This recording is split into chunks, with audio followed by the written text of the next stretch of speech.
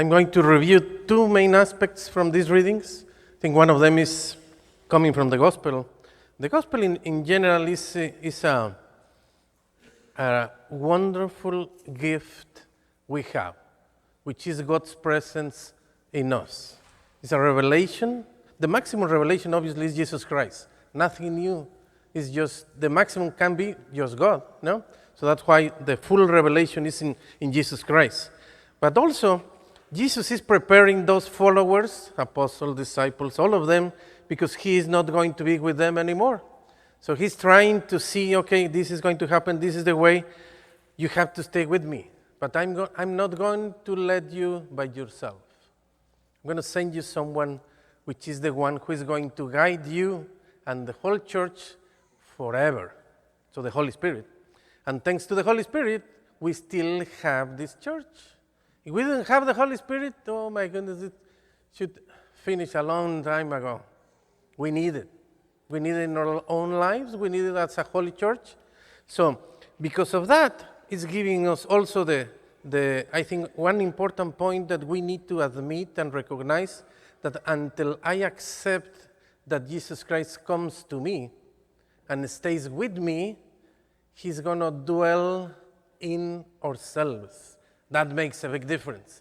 And we see the difference when we go to the first reading, when those apostles are trying to find out what to do with the church.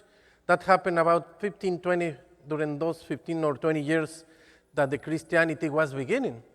So they didn't know what to do. Do we need to do the same that Moses is telling us and asking us about those 615, 13, whatever, how many laws they had, which was not easy to continue. But what do we need to do with the new ones? Those who are coming, not only the Jews, but all the other ones who wants to be and follow Jesus Christ. So that was not easy. And even Paul recognized that he has to go to Jerusalem and talk with them and see, what are we going to do? This is not something new. I bet you in your life there are many times in which you don't know what to do. I need God's presence in my life. I need that inspiration to be able to continue, because they didn't know what will be the best. And those meetings, reunions, councils, that was the first one, which, if we review a little bit, was around year number 49, in which he went to talk to Peter and all the other ones, what are we going to do? And I think the answer is very clear. And when they decided that the gospel is not only for the Jews, it's for everyone, that's a wonderful hope, because I am included on that one. I'm not a Jew. So really, that's a wonderful result of that first meeting or council, to decide the gospel and the message is for everyone. We don't have to follow all those rules that the Jews are following because of Moses and because of so many things that were difficult, but everyone is welcome. So that comes the meaning of a Catholic, universality for everyone. That's why we are here united. So many backgrounds different, we are just one church. So that's one of those first messages that I want to really address, that thanks to that opportunity to talk and let the Holy Spirit guide them, because one word over there says, us and the Holy Spirit decided that this is what we are going to do. So the Holy Spirit still continue guiding this church, thanks to God. But then, the other one is, if we review the first reading, when they are trying to proclaim the good news, I think, is they already had the presence of Jesus Christ, that Holy Spirit guiding them on everything they do.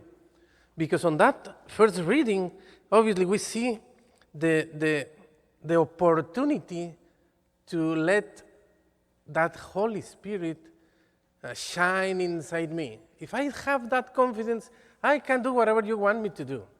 I think in general, I was listening the other day, a person who said, I have the Holy Spirit as my co-pilot in my life.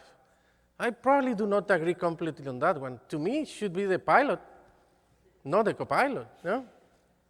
That's just how I see it, because I need to get him. Because many times when I drive, and I drive with my wife, many times there is a problem because I don't want to listen. And I get lost many times. And then when I get lost, I don't want to recognize it. No? Even if I have a GPS, sometimes it doesn't work very well. But she already told me, you're lost. Come on, admit it. I don't want to. It's pride if you want it, but there is something else that don't let me recognize that I'm wrong. If I let him guide my life, it's going to be much easier. No? So in general, if we really follow his advice in whatever we do, we will be able to do much better in our lives. So I think one of the invitations today is to allow God to dwell in us, that in that way, he will give us the opportunity to continue and one day be together in heaven. I think that's really, to me, that's the main aspect here. We let him be the one who inspires me, who come and dwell inside me. I can do many things. Doesn't matter where I am. Yeah? If you listen to the first song, do not be afraid. Sometimes I need someone to help me. Sometimes I miss my dad, which died already 23 years ago. And now many times I understand much better my dad now than before. Because I remember many of those aspects that he was teaching me. So in general here is when Jesus Christ is trying to prepare them to whatever you are going to be with me later on, but in the meantime, I'm going to give you the Holy Spirit, and he's going to help you to continue and do whatever is needed to do. So confide in him. It's going to be okay.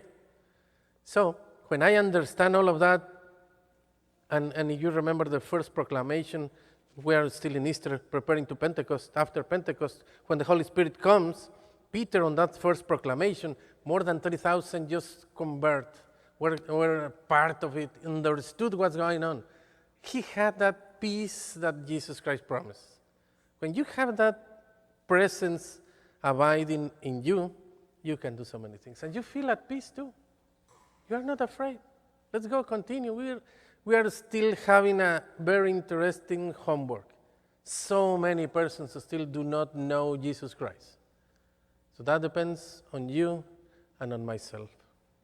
Depends on the way we saw those first Christians too, that they were recognized because of the love they had. Do they see that love in you and in myself? If they don't see it, I still have a lot to do. So I invite you to let him come to our hearts and let him dwell and be the pilot in our lives.